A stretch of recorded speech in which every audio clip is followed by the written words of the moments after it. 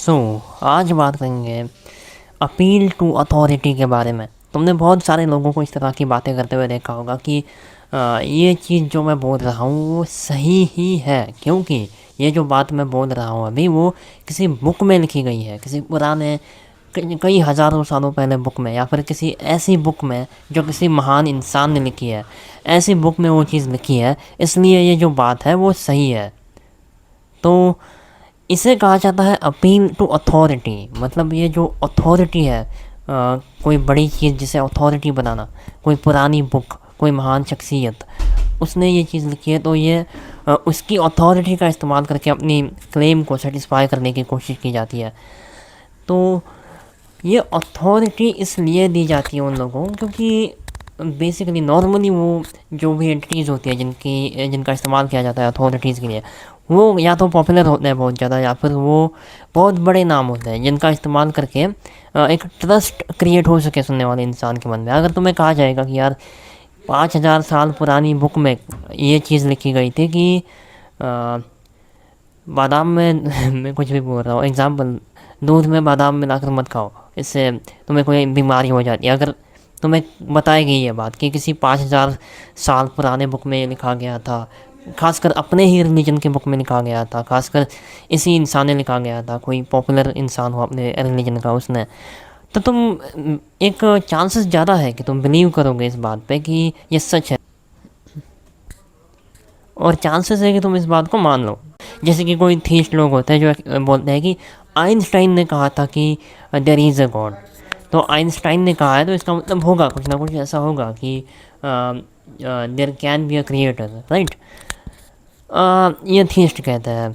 अब even Newton भी थे जो एक थीस्ट थे, तो इसलिए थीस्ट कोशिश करते हैं कि थीज़म ही एक सही रास्ता है, there can be a creator of this universe.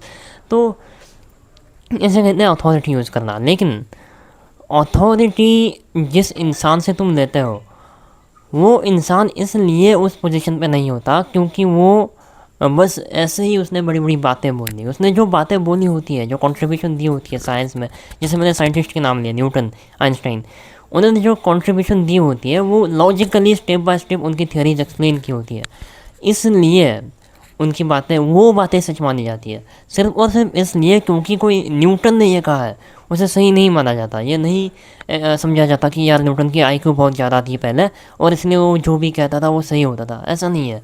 उसने जो भी बातें उसने कही थी वो लॉजिकली एक्सप्लेन की थी, स्टेप बाय स्टेप। तो उसी तरह अगर तुम्हें अपनी बात को एक्सप्लेन करनी है तो उसे स्टेप बाय स्टेप एक्सप्लेन करो, rather than using an authority. ये कहना कि अ, इस किताब में ये लिखा है या फिर इस शख्सियत ने, इस महान इंसान ने ये बताया है इसलिए ये सही है, तुम्हें स्टेप बाय स्टेप लॉजिकली वो चीज़ प्रूव करनी पड़ेगी, एक्सप्लेन करनी पड़ेगी, जो कि ज़्यादा मुश्किल नहीं है।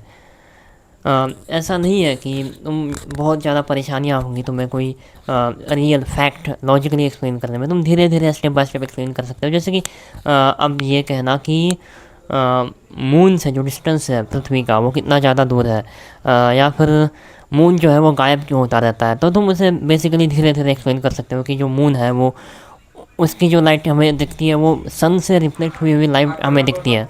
तो मून की जो लाइट है वो सन से रिफ्लेक्ट होकर आती है, और मून की, पृथ्वी की और सन की तीनों की पोजीशंस बदलती रहती है, और वो पीरियोडिक होती है, वो सर्कुलर मोशंस होते हैं। और इसलिए जिस तरह उनके पोजीशंस बदलते रहते हैं उसी तरह उनकी जो लाइट की जो एरिया है मून के सरफेस पे वो भी कम ज़्यादा होता रहता है। तुम उसे धीरे धीरे इस तरह एक्सप्लेन कर सकते हो। ज़रूरी नहीं कि तुम ये बताओ कि किसी किताब में ये लिखा था कि मून बड़ा होता रहता है या फिर छोटा होता रहता है, ये ऐसी ब्ला ब्ला कोई कॉन्सेप्ट जो लोग बोलते रहते हैं, वो उससे बेहतर ये है कि तुम लॉजिकली एक्सप्लेन करो। और ऐसा नहीं है कि जो ज़्यादातर रिलीजियस टेक्स्ट होते थे उनमें सभी चीज़ें गलत ही लिखी गई थी, उनके नाम का इस्तेमाल करके लोग बस कुछ भी बोलते हैं, ऐसा भी नहीं है।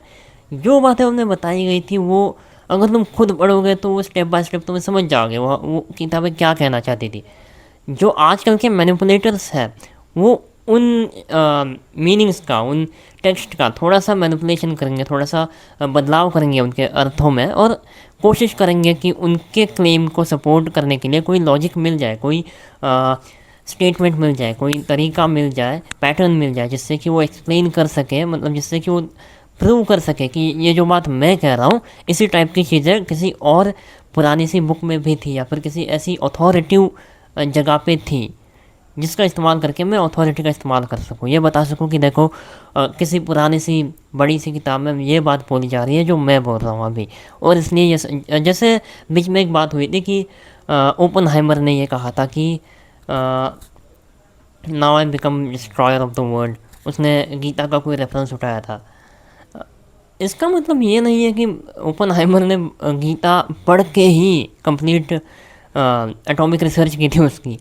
उसने ये बहुत ही ज़्यादा मतलब फिलोसॉफिकल स्टेटमेंट दी थी, ये बहुत ज़्यादा कमाल की बात थी। उसने अपने आप को कंपेयर किया था कि उस समय किसी गॉड ने ये कहा था कि मेरी वजह से ये जो प्रॉब्लम्स क्रिएट हो रही है वो इनफाइनाइट लेवल पे जा रही है, बहुत बड़ी प्रॉब्लम्स है। और जिस तरह वो गॉड ने मेंशन किया था भगवद गीता में, उसी तरह ओपनहाइमर ने यह कहा था। ये लिटरली एक पोइट्रिक एंगल था, लेकिन इसे मोड़ दिया गया, साइंटिफिक बना दिया गया कि देखो ओपनहाइमर ने हमारे टेक्स्ट पढ़े।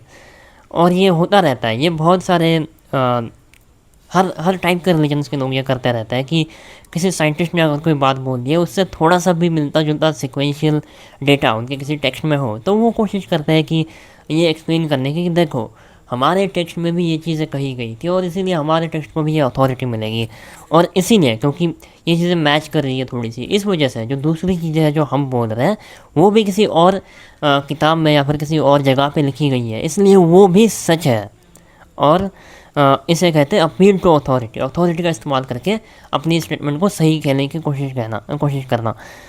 अब सिर्फ और सिर्फ इसलिए क्योंकि किसी बड़ी अथॉरिटी ने कोई स्टेटमेंट दी है वो सही नहीं होती। जैसे कि कभी आइंस्टाइन भी ऐसा कह सकता है कि 1+2 4 हो सकता है, मान लो वो कह सकता है ऐसा, मैं ये नहीं कह रहा कि उसने कहा था या नहीं, लेकिन वो कह सकता है। लेकिन हमें पता है कि ये चीज़ गलत है और इसे सिंपली प्रूव किया जा सकता है कि देखो 1 और 1 2 होता है। समझ रहे हो इस बात को, मैं बेसिक से बेसिक एग्जाम्पल दे रहा हूँ तुम्हें। तो इसी तरह क्योंकि सिर्फ और सिर्फ इसलिए क्योंकि किसी अथॉरिटी ने कोई स्टेटमेंट दिया है वो सही नहीं हो सकता। उस स्टेटमेंट को समझने का एक स्टेप बाय स्टेप लॉजिकल वे होता है, एक रास्ता होता है, उसके थ्रू गुजरने के बाद ही तुम उसे वेरीफाई कर सकते हो। सो ये अपील टू अथॉरिटी के कुछ लक्षण है। अगर कोई तुम्हें इस तरह कहता हो तो उसे तुम ये आंसर दे सकते हो कि अपील टू अथॉरिटी सही भी हो सकती है, लेकिन जैसे मैंने कहा उस अगर क्लेम को तुम लॉजिकली वेरीफाई करो तो सही है, तो वो चीज़ एक्सेप्ट की जा सकती है। इवन दो तुमने अथॉरिटी का इस्तेमाल किया कोई बात नहीं, लेकिन फिर भी तुम्हें वो चीज़ अगर समझनी है तो तुम्हें उसका step by step logical explanation ही जानना पड़ेगा। सो इस बारे में तुम क्या सोचते हो कमेंट करना। Okay, so that's it for the video.